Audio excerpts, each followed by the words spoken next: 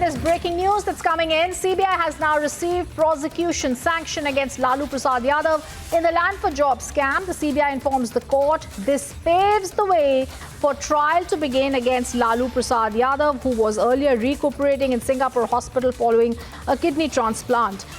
Lalu was said to have allegedly received a South Delhi property as bribe from real estate major, which was interested in rail land lease projects, and the project that was being funded by a company called AB Exports for 5 crore rupees against the then market rate of 30 crore. I want to go across to my colleague Shavan Sain joining us with more details. Shavan, very clearly, prosecution sanction in another corruption scam case against Lalu Prasad Yadav.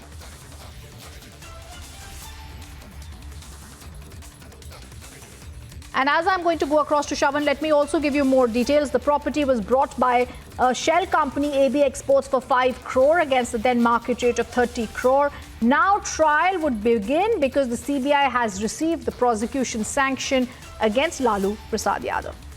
Let me go across to Shavan, who's joining us on the phone line. Shavan, this is massive because now trial can begin. The CBI receives prosecution sanction. There was a lot of talk at that time about the transfer of shares, giving ownership of a South Delhi bungalow to Tejasvi and Lalu's son, who was now the Deputy Chief Minister of Bihar, and the daughters. Very clearly, now this is going to be seen thoroughly and probed by the CBI.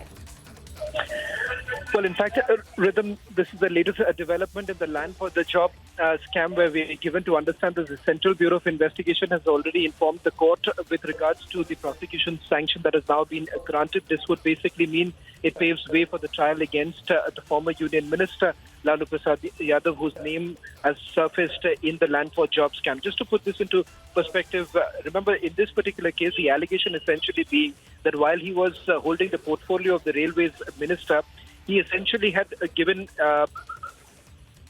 jobs to various contenders in return of land that was taken in the name of his family members. Now, that's the basic allegation that has been leveled against him.